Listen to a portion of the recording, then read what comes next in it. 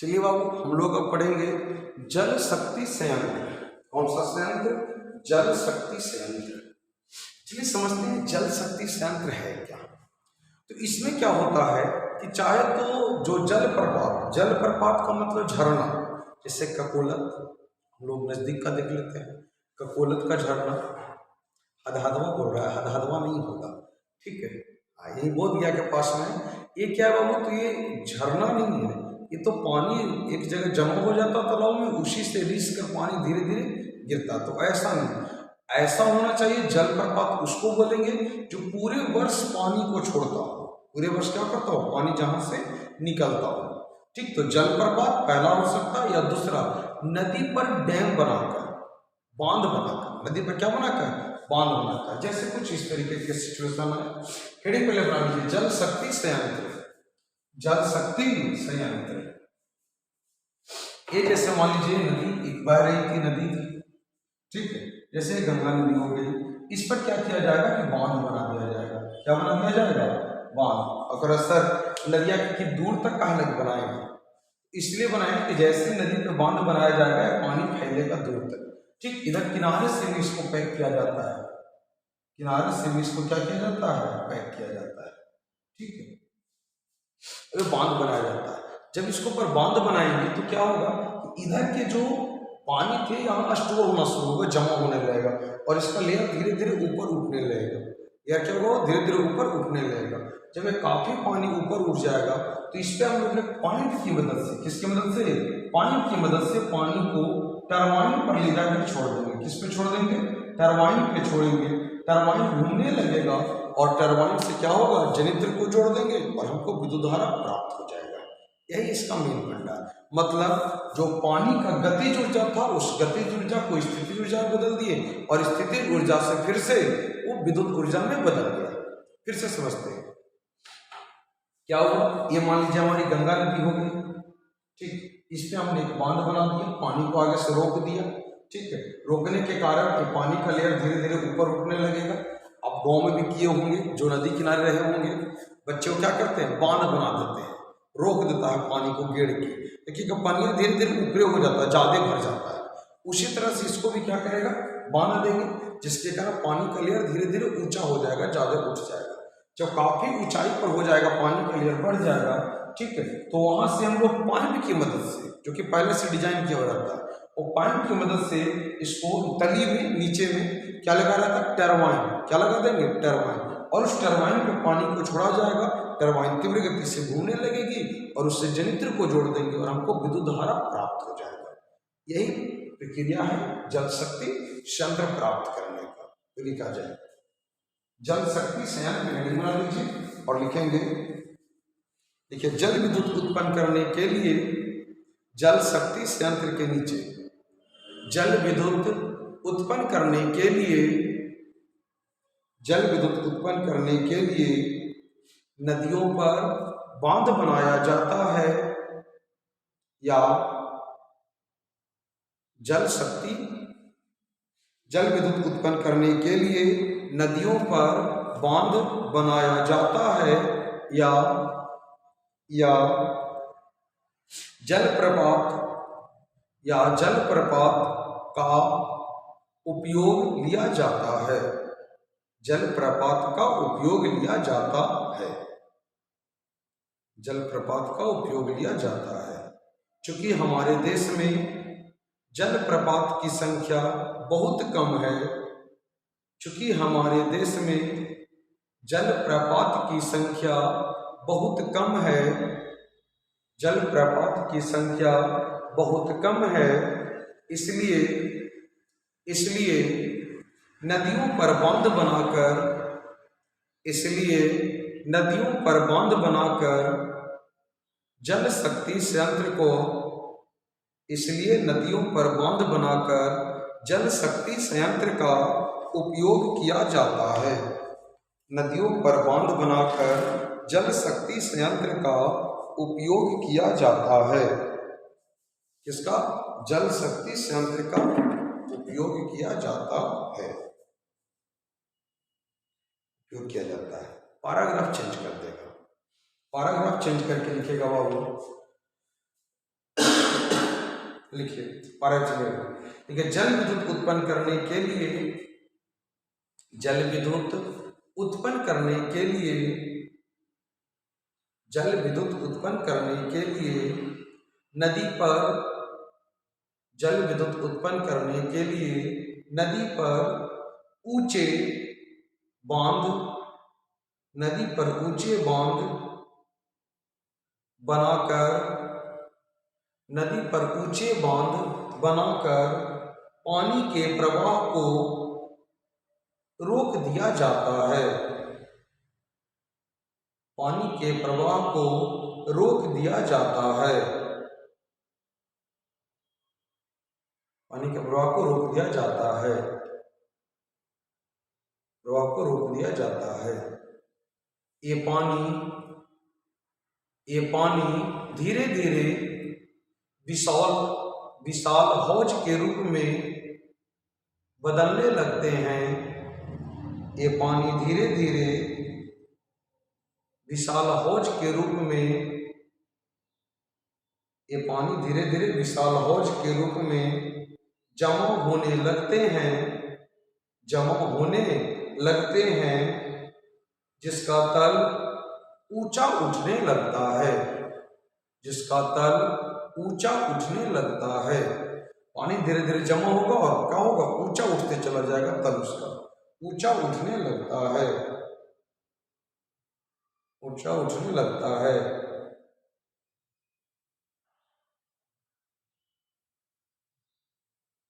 उठने लगता है। इस प्रक्रिया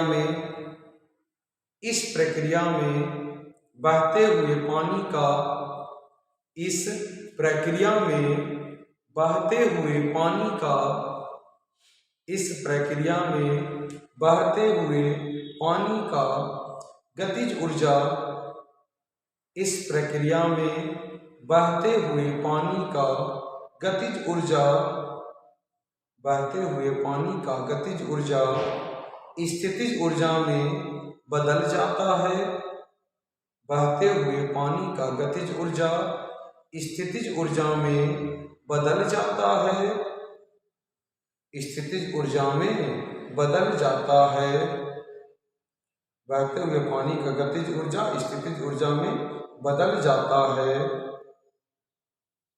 बदल जाता है, बदल जाता है। बांध के ऊंचे तल पर, बांध के ऊंचे तल पर से, बांध के ऊंचे तल पर से पाइप द्वारा, बांध के ऊंचे तल पर से पाइप द्वारा पानी को, पाइप द्वारा पानी को टरबाइन पर छोड़ा जाता है, पाइप द्वारा जल को टरबाइन पर छोड़ा जाता है, जिससे टरबाइन घूमने लगता है। पाइप द्वारा टरबाइन को छोड़ा जल को टरबाइन पर छोड़ा जाता है, जिससे टरबाइन घूमने लगता है, घूमने लगता है। टरबाइन को शक्तिशाली, टरबाइन को शक्तिशाली जनित्रों से, टरबाइन को शक्तिशाली जनित्रों से जोड़ देते हैं, टरबाइन को शक्तिशाली जनित्रों से जोड़ देते हैं, जिससे जिससे हमें विद्युत धारा, जिससे हमें विद्युत धारा उत्पन्न होने लगता है, जिससे हमें विद्युत धारा उत्पन्न होने लगता है, विद्युत धारा उत्पन्न होने लगता है। इस प्रकार हम नदियों पर बांध बनाकर, इस प्रकार हम नदियों पर बांध बनाकर बहते पानी से, बहते पानी के गतिज ऊर्जा से, बहते पानी के गतिज ऊर्जा से स्थितिज ऊर्जा में और स्थितिज ऊर्जा से, इस प्रकार बहते पानी के गतिज ऊर्जा से स्थितिज ऊर्जा, बहता पानी को स्टोर कर दिए तो स्थितिज ऊर्जा, और स्थितिज ऊर्जा से स्थितिज ऊर्जा से विद्युत ऊर्जा को प्राप्त करते हैं, विद्युत ऊर्जा को प्राप्त करते हैं, प्राप्त करते हैं। ये प्रक्रिया हो गया, वो फिर से एक बार समझ लेते हैं। सबसे पहले क्या था, नदी था, नदी पर हमने क्या करा, बांध बनाया, ऊंचा बांध बनाते हैं ताकि पानी, अब क्या करेंगे, जैसे जैसे पानी इसमें भरते जाएगा, ठीक, तो पानी का लेयर धीरे धीरे ऊपर उठते चला जाएगा। जब पानी का लेयर ऊपर उठने लगेगा, एक ऊंचाई पर आने के बाद इसमें पाइप दिया हुआ रहता है, ठीक है, बांध में पहले से डिजाइन किया हुआ रहता है पाइप, और उस पाइप से नीचे टरबाइन लगा हुआ रहता है। जैसे ही उस लेयर से काफी ऊंचा तक पानी पहुंचता है, गेट लगे हुए रहते हैं। आप नहर किनारे वाले जो लोग होंगे वो देखे होंगे, हर तरफ पानी को भेजने के लिए गेट बनाया हुआ रहता है, और उस चाबी से उस गेट को ऊपर नीचे करके पानी की मात्रा को नियंत्रित किया जाता है। उस गेट को खोल दिया जाता है और पानी पाइप की मदद से टरबाइन पर गिरने लगता है। जैसे ही टरबाइन पर गिरेगा, टरबाइन घूमना शुरू करेगा, और जब टरबाइन घूमेगा तो इससे शक्तिशाली जनित्र को जोड़ देते हैं, जनित्र भी घूमने लगेगा, और जनित्र जब घूमा तो विद्युत उत्पन्न शुरू हो गया। और यही तो हमको करना था, विद्युत, अब विद्युत उत्पन्न हो गया तो इसको एक जगह से दूसरी जगह भेज देंगे और हर काम को कर सकते हैं। आज विद्युत धारा का ही तो जमाना है, ठीक है, विद्युत धारा उत्पन्न हो गया तो हमारा सारा काम आसान हो गया, कोई दिक्कत, हम लोग कर सकते हैं। अब इससे लाभ क्या क्या है, तो हेडिंग बनाइए, जल विद्युत के लाभ, जल विद्युत के लाभ, हेडिंग बना लीजिए बाबू, जल विद्युत के लाभ, जल विद्युत के लाभ, जल विद्युत के लाभ, एडवांटेज, इससे लाभ क्या क्या है। तो पहला इसका लाभ है बाबू, क्या ऊर्जा का नवीकरणीय स्रोत है। कैसा स्रोत है, नवीकरणीय स्रोत है। एक पहला लाभ हो गया इसका, यह नवीकरणीय स्रोत है, यह नवीकरणीय स्रोत है, नवीकरणीय है, लिखेगा नियम लिखवाएंगे लैंग्वेज में। दूसरा लाभ क्या है, तो प्रदूषण मुक्त है, प्रदूषण, प्रदूषण मुक्त है, ठीक है, इससे प्रदूषण नहीं होता है। ये क्या है, प्रदूषण मुक्त है, प्रदूषण मुक्त है, ठीक है, प्रदूषण इससे नहीं रहता है। तीसरा क्या इससे लाभ है कि नहर निकाला जाता है, क्या निकालते हैं, नहर निकालते हैं, और नहर निकालकर उसके जो उस क्षेत्र के कृषि और भूमि होते हैं उसको जल उपलब्ध कराते हैं हम लोग, ठीक, क्या करते हो, नहर निकालकर सिंचाई वगैरह में मदद करते हैं। चौथा, बाढ़ नियंत्रक होता है, बाढ़ वगैरह को क्या करता है, नियंत्रित करने में सहयोग करता है। आवश्यकता अनुसार पानी को हम लोग क्या करते हैं, छोड़ने का काम करते हैं। और चौथा, सस्ता, पांचवा जो है ये सस्ता होता है, बाकी के तुलना में क्या है, सस्ता है। एक बार डैम बनाने में जो पैसा लग गया सो लग गया, फिर थोड़ा बहुत देख रेख में, रख रखाव में, और इसके कारण बहुत ज्यादा इससे फायदा होता है। ये 5 इससे प्रॉफिट है। पहला प्रॉफिट क्या है बाबू, तो नवीकरणीय स्रोत है, कभी समाप्त नहीं होगा। दूसरा, प्रदूषण मुक्त है, कोई प्रदूषण नहीं फैलता। तीसरा, इससे नहर बनाकर सिंचाई का काम करते हैं खेत वगैरह में। चौथा, बाढ़ को नियंत्रित कर सकते हैं। और पांचवा, बाकी ऊर्जा के स्रोत के तुलना में सस्ता होता है। एक बार शुरू में पैसा लगता है, उसके बाद फिर आराम से अपना कई 100 वर्षों तक काम करते रहता है। ये इसका हो गया लाभ। तो हेडिंग बना लीजिए, जल विद्युत से लाभ, जल विद्युत से लाभ, लिखेगा जल विद्युत से निम्नलिखित लाभ है, जल विद्युत से निम्नलिखित लाभ है, जल विद्युत से निम्नलिखित लाभ है। नंबर 1, यह ऊर्जा का नवीकरणीय स्रोत है। पहला पॉइंट, यह ऊर्जा का नवीकरणीय स्रोत है। कैसा स्रोत है, नवीकरणीय स्रोत है, यह ऊर्जा का नवीकरणीय स्रोत है। नंबर 2, यह प्रदूषण मुक्त स्रोत है, यह प्रदूषण मुक्त स्रोत है। नंबर 3, जल विद्युत के लिए बनाए गए बांध से, जल विद्युत के लिए बनाए गए बांध से, जैसे जल विद्युत बनाए तो यहाँ पर से बांध निकाल दिया जाता है, कई को बांध निकाल दिया जाता है इस तरीके से, 1 2 3 को इधर, इस तरफ भी हम लोग 2 3 निकाल सकते हैं, दोनों तरफ बांध बना दिया जाता है और इस बांध से इसको इधर लेके चल जाएगा, इसको इस तरफ, इसको इस तरफ, ठीक है, थोड़ा दूर तक, और वो एरिया जो है ना वो पूरी तरह विकसित हो जाता है, सिंचाई के लिए पानी का कोई झंझट नहीं रहता है। अब इधर वाला भी हो जाएगा, इधर वाला भी हो जाएगा, ठीक है।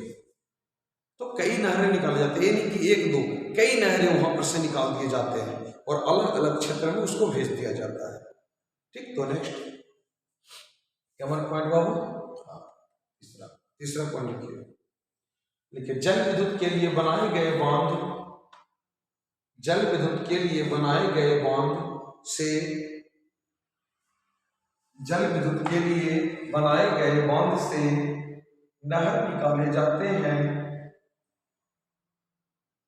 जल विद्युत के लिए बनाए गए बांध से नहर निकाले जाते हैं, नहर निकाले जाते हैं, जिससे जिससे सिंचाई के कार्य में, नहर निकाले जाते हैं जिससे सिंचाई के कार्य में, सिंचाई के कार्य में मदद होता है, सिंचाई के कार्य में मदद होता है, नहर निकाला जाएगा जिससे सिंचाई किया जाएगा। नंबर 4 में लिखेगा, जल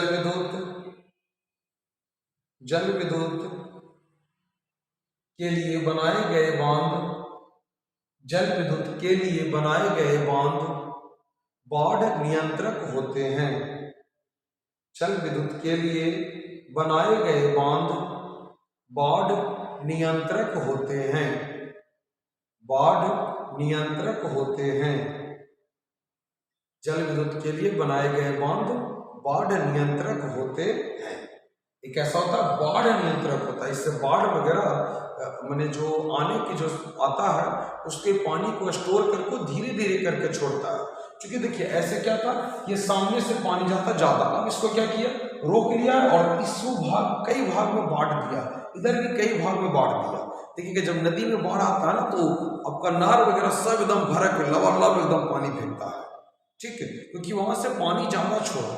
अब कई हिस्सा में उसको बांट दिया और सामने ही पानी छोड़ देता है, नदी में भी, नदी में काफी पानी छोड़ दिया, इधर भी आपको 4 जगह छोड़ दिया, इधर भी 4 हिस्सा में छोड़ दिया और इधर भी छोड़ दिया, तो 4 4 8 9, नदी में तो काफी मात्रा में फेंका, पानी को छोड़ा गया, जिसके कारण ये बाढ़ को नियंत्रित कर लिया गया, ठीक। तो बाढ़ नियंत्रक भी होते हैं, ये नहीं कि इसको मैं स्टोर करके रखेगा फिर तोड़ देगा करे, ठीक है। तो चारों तरफ पानी को छोड़ दिया जाता, फैल गया पानी, तो बाढ़ को नियंत्रित करने में मदद हो गया, बाढ़ नियंत्रक होते हैं। नंबर नेक्स्ट 5 देखिए, अन्य प्रकार के शक्ति संयंत्रों की तुलना में, अन्य प्रकार के शक्ति संयंत्रों की तुलना में, अन्य प्रकार के शक्ति संयंत्रों की तुलना में, अन्य प्रकार के शक्ति संयंत्रों की तुलना में जल विद्युत, अन्य प्रकार के शक्ति संयंत्रों की तुलना में जल विद्युत सस्ता होता है, अन्य प्रकार के शक्ति संयंत्रों की तुलना में जल विद्युत सस्ता होता है, जल विद्युत सस्ता होता है। अन्य प्रकार के अगर हम लोग शक्ति संयंत्र की बात करें तो उसके रिस्पेक्ट में जल विद्युत जो होगा वो क्या होगा, सस्ता होगा, जल विद्युत सस्ता होता है, ये हमारा फायदा है। अब इससे हानि क्या क्या है, जल विद्युत से फायदा तो हम लोग करेंगे, इससे हानि भी है, क्या हानि है बाबू वो समझते हैं।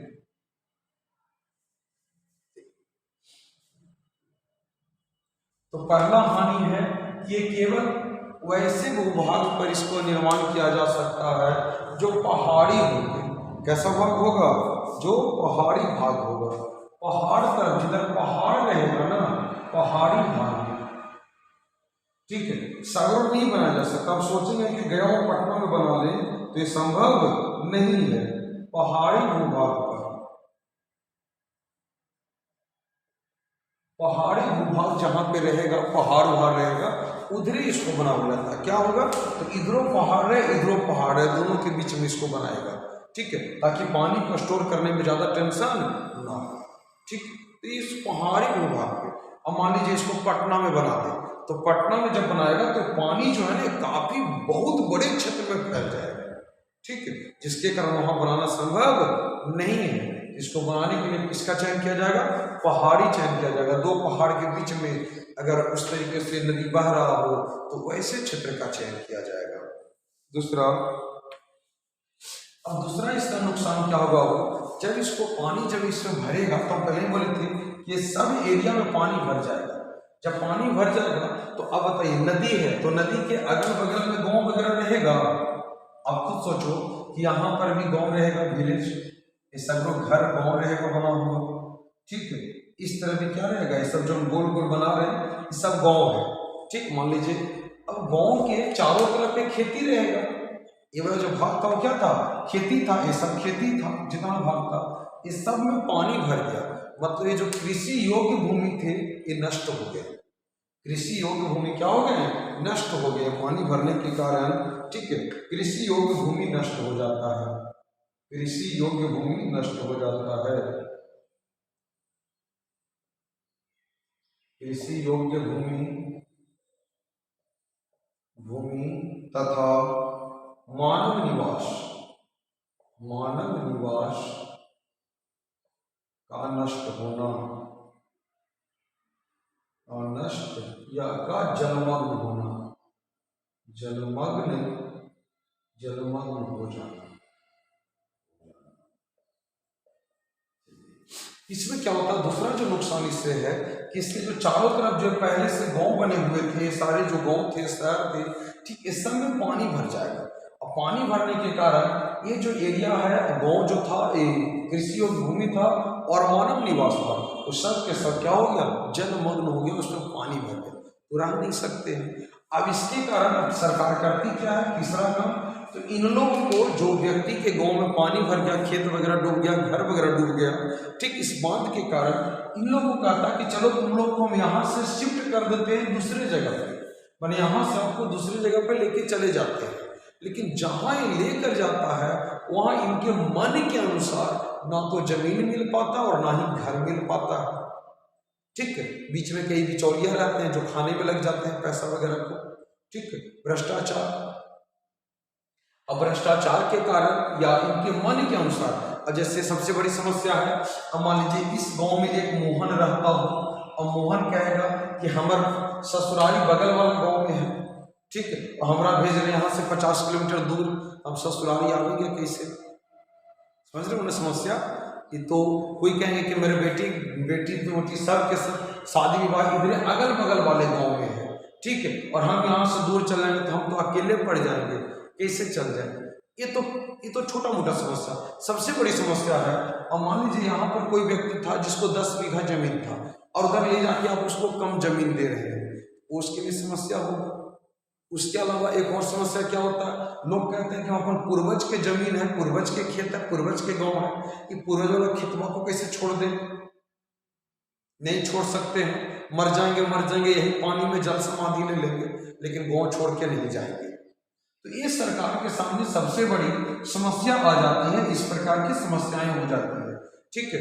तो माने इसको हम लोग कह सकते हैं कि जो उसको पूर्णावास किया गया, माने एक जगह से हटाकर दूसरे जगह उनको आवास दिया गया, वो संतोषजनक नहीं होता, मन लायक नहीं होता है, जैसा वो चाहते वैसा मिल नहीं पाता है, ये एक इसका नुकसान है, ठीक है। तो संतोषजनक, जो हम लोग नेक्स्ट पॉइंट करेंगे वो क्या होगा, यहीं पे लिखते चल जाते हैं, सब गाँव को हटाते हैं।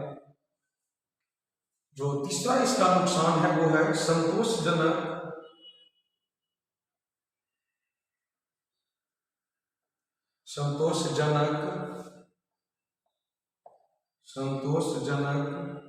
पूर्णवास। संतोषजनक उनको घर नहीं मिल पाता, पूर्णवास नहीं मिल पाता है, ये समस्या रह जाता है उनके पास में, उनको सही से अति नहीं मिल पाए। चौथा जो इसका नुकसान है, अब ये सारे समस्याएं अगर दूर हो गए तो यहाँ पर जो वनस्पति रहेगा, पेड़ पौधे वगैरह, आप जानते होंगे नदी के किनारे बहुत घना जंगल जैसा रहता है एरिया, ये सारे जलमग्न हो जाएंगे और जलमग्न होने के कारण ये सड़ने लगेंगे और ऑक्सीजन की अनुपस्थिति में जब सड़ेगा तो इससे मीथेन गैस निकलेगा। कौन सा गैस निकलेगा?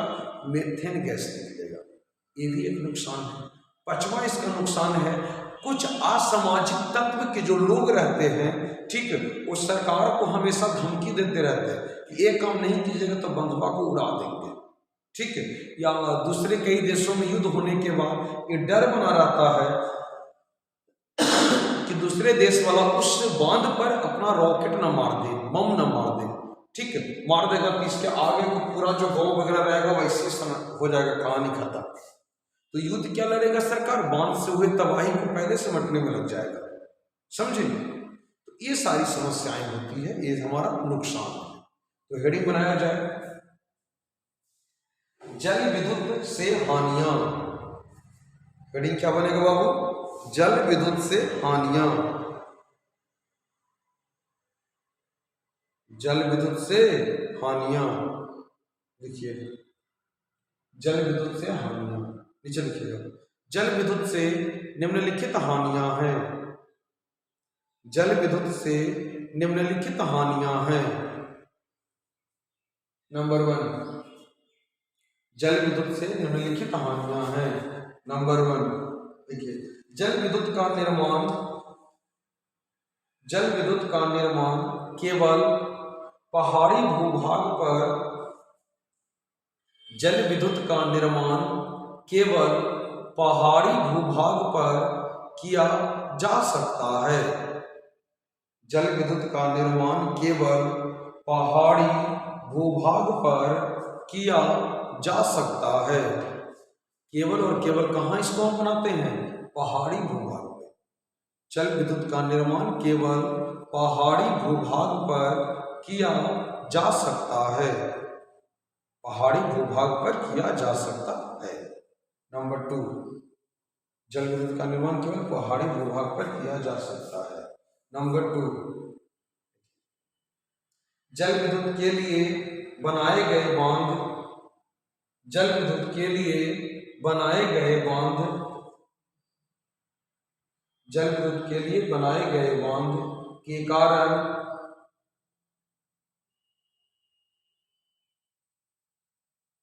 जल विद्युत के लिए बनाए गए बांध के कारण कृषि योग्य भूमि, जल विद्युत के लिए बनाए गए बांध के कारण कृषि योग्य भूमि तथा मानव निवास, कृषि योग्य भूमि तथा मानव निवास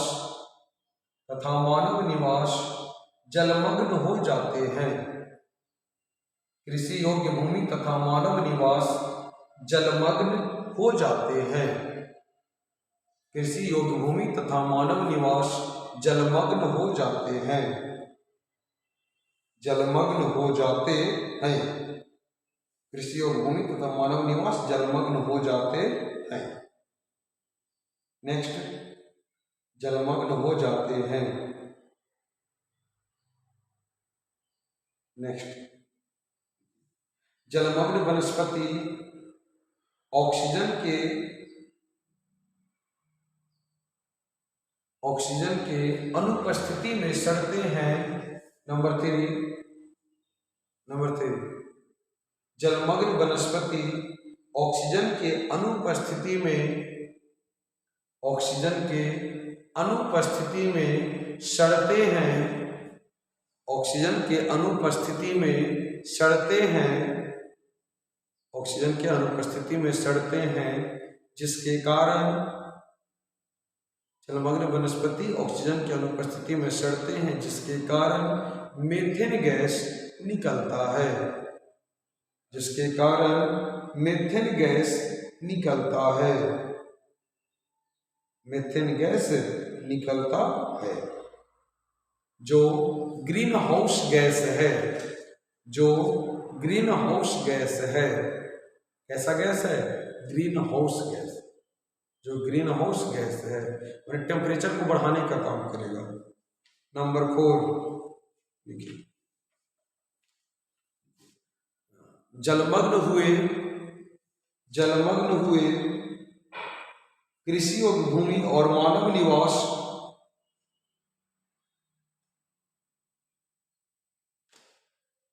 जलमग्न हुए कृषि और भूमि और मानव निवास के स्थान पर जलमग्न हुए कृषि और भूमि और मानव निवास कृषि और भूमि और मानव निवास के स्थान पर कृषि योग्य भूमि और मानव निवास के स्थान पर संतोषजनक पूर्णावास के स्थान पर संतोषजनक पूर्णावास प्राप्त नहीं हो पाता है। के स्थान पर संतोषजनक पूर्णावास प्राप्त नहीं हो पाता है। संतोषजनक पूर्णावास प्राप्त नहीं हो पाता है। संतोषजनक पूर्णावास प्राप्त नहीं हो पाता है। संतोषजनक पूर्णावास प्राप्त नहीं हो पाता है। ठीक है, उसको संतोषजनक पूर्णावास नहीं मिल पाता है। वहाँ जमीन अलग अलग कई तरीके से रहते हैं, अलग अलग हो जाता है। वहाँ पे मान लीजिए चारों भाई है, चारों के एक जगह जमीन है, यहाँ चारों के अलग अलग हो जाएगा, तो ये सारी समस्याएं होने लगती है। ठीक, ये दिक्कतें होती है। नंबर 5, नेक्स्ट पॉइंट लिखिए।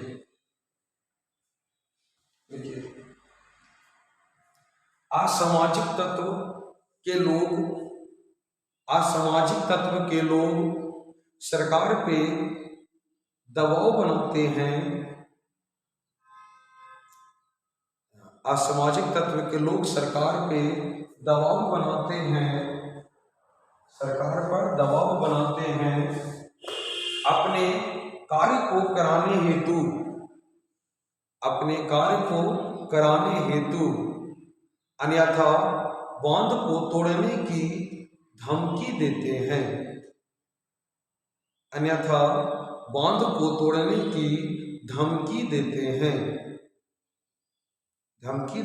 हैं। बांध को तोड़ने की धमकी देते हैं। नेक्स्ट, अंतरराष्ट्रीय युद्ध होने पर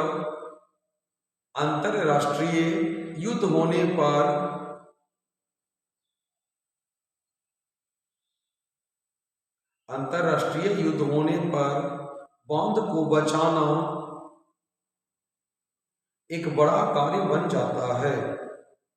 अंतरराष्ट्रीय युद्ध होने पर बांध को बचाना एक बड़ा कार्य हो जाता है।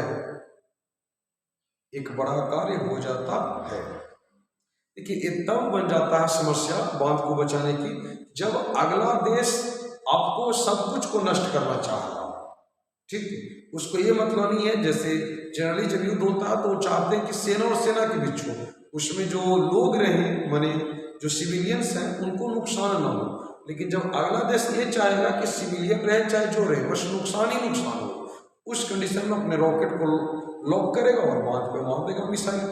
बांध टूट जाएगी और कई किलोमीटर तक 40-50 किलोमीटर तक के जो गांव बस्तियां जो रहेंगे, शहर जो रहेगा, वो सब नस्वाबूद हो जाएगा। ये बहुत बड़ी समस्या हो जाती है।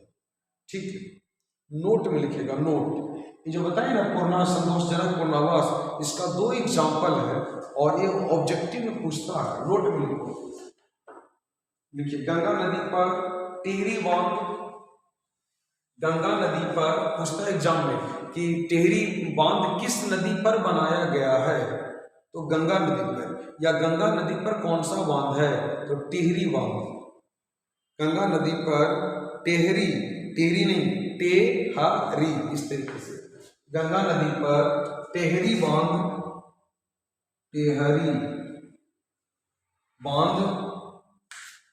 बनाया गया है। टिहरी बांध बनाया गया है तथा नर्मदा नदी पर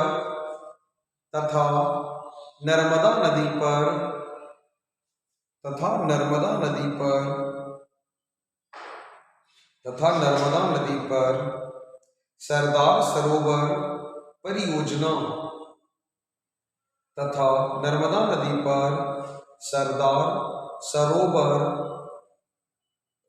सरदार सरोवर परियोजना परियोजना परियोजना का निर्माण किया गया है। परियोजना का निर्माण किया गया है। परियोजना का निर्माण किया गया है। ये हो गया जल शक्ति संयंत्र खत्म हो गया। अब हेडिंग बनाइए बायोगैस संयंत्र। बायोगैस संयंत्र कौन सा? बायोगैस संयंत्र। हेडिंग बना लिया जाए बायोगैस।